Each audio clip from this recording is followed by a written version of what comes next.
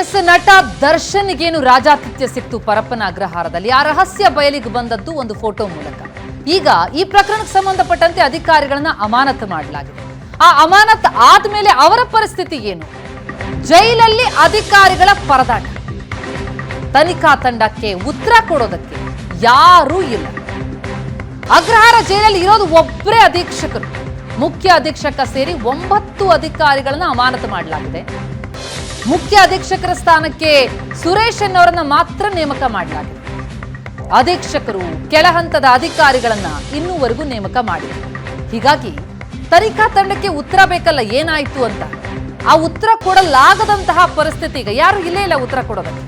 ಕಾರ್ಯವ್ಯಾಪ್ತಿ ವ್ಯವಸ್ಥೆ ಬಗ್ಗೆ ಡಿಸಿಪಿ ವರದಿ ಕೇಳಿದ್ದಾರೆ. ಆದರೆ ಉತ್ತರ ಕೊಡೋದಕ್ಕೆ ಕೆಳ ಹಂತದ ಅಧಿಕಾರಿಗಳೇ ನೇಮಕ ಆಗಿಲ್ಲ. ಈ ಹಿಂದೆ ಇದ್ದಂತಹ ಕೆಳ ಹಂತದ ಅಧಿಕಾರಿಗಳನ್ನ ಈ ರಾಜಾತಿಥ್ಯ ಪ್ರಕರಣಕ್ಕೆ ಸಂಬಂಧಪಟ್ಟಂತೆ ಅಮಾನತುಗೊಳಿಸಲಾಯಿತು. ಬೇರೆಯವರನ್ನ ಬದಲಿಯಾಗಿ ಅಲ್ಲಿ ಹಾಕಿಲ್ಲ. ಹಾಗಾಗಿ ಅಧಿಕಾರಿಗಳು ಪರದಾಡ್ತಾ ಇದ್ದಾರೆ. ತನಿಖಾ ತಂಡಕ್ಕೆ ಉತ್ತರ ಕೊಡೋದಕ್ಕೆ ಯಾರು ಇಲ್ಲದಂತಹ ಪರಿಸ್ಥಿತಿ ಉಂಟಾಗಿದೆ. ಏನಾಯ್ತು ಅವತ್ತು? ಯಾರ್ಯಾರು ಇದ್ರು?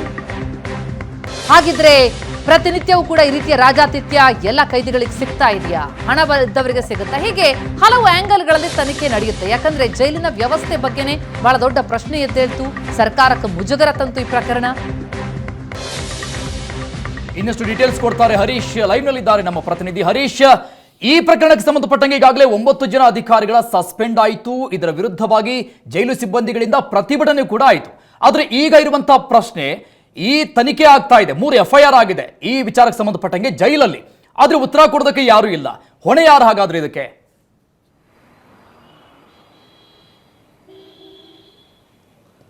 ಅರುಣ್, ಜೈಲಿನಲ್ಲಿ ದರ್ಶನ್ ರಾಜಾತಿಥ್ಯಕ್ಕೆ ಸಂಬಂಧಪಟ್ಟಂತೆ ಯಾವಾಗ ಆ ಫೋಟೋಗಳು ವಿಡಿಯೋಗಳು ರಿಲೀಸ್ ಆಯಿತು, ಸರ್ಕಾರಕ್ಕೆ ತೀವ್ರವಾದಂಥ ಮುಜುಗರ ಉಂಟಾಗುವಂಥ ಒಂದು ಕಾರ್ಯ ಇದಾಗಿತ್ತು. ಹೀಗಾಗಿ ಸರ್ಕಾರ ಇವರ ಮೇಲೆ ನಿರ್ದಾಕ್ಷಿಣ್ಯವಾಗಿ ಕ್ರಮವನ್ನು ಕೈಗೊಂಡಿದ್ರು. ಅದರಲ್ಲೂ ಪ್ರಮುಖವಾಗಿ ಈ ಒಂದು ಇನ್ಸಿಡೆಂಟ್ ಆದ ನಂತರ ಸಾಕಷ್ಟು ಅಧಿಕಾರಿಗಳು, DIG ಸೇರಿದಂತೆ ಸಾಕಷ್ಟು ಅಧಿಕಾರಿಗಳನ್ನು ಅಲ್ಲಿಂದ ಎತ್ತಂಗಡಿ ಸಹ ಮಾಡಿದ್ರು. ಜೊತೆಗೆ ಜೈಲರ್ಗಳು ಸೇರಿದಂತೆ ಚೀಫ್ ಸೂಪರಿಂಟೆಂಡೆಂಟ್ ಆದಂಥ ಶೇಷಮೂರ್ತಿ ಜೊತೆಗೆ ಸೂಪರಿಂಟೆಂಡೆಂಟ್ ಮಲ್ಲಿಕಾರ್ಜುನ ಅವರನ್ನು ಒಟ್ಟು 9 ಜನರನ್ನು ಸಸ್ಪೆಂಡ್ ಮಾಡಿದ್ರು.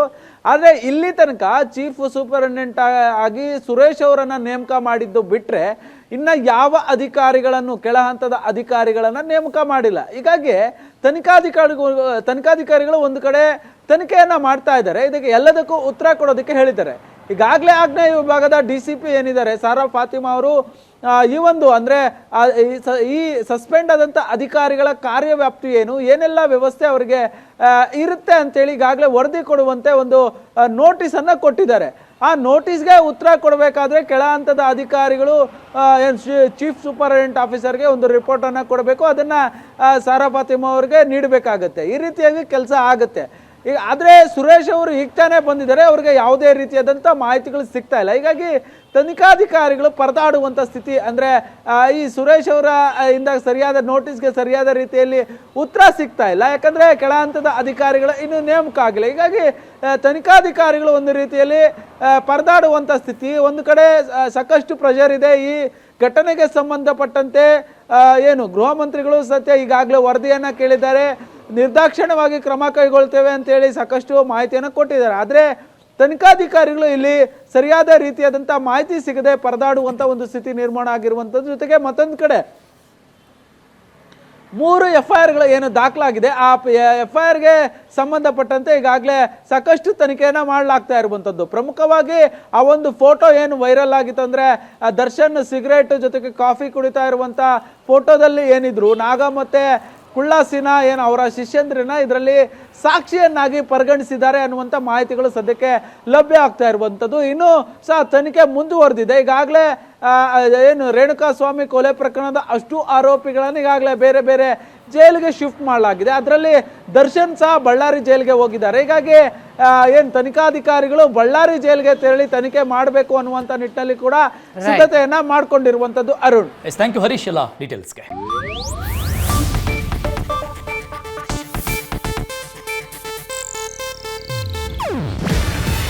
ಇದು ಏಷ್ಯಾನೆಟ್ ನ್ಯೂಸ್ ನೆಟ್ವರ್ಕ್ ಪ್ರಸ್ತುತಿ.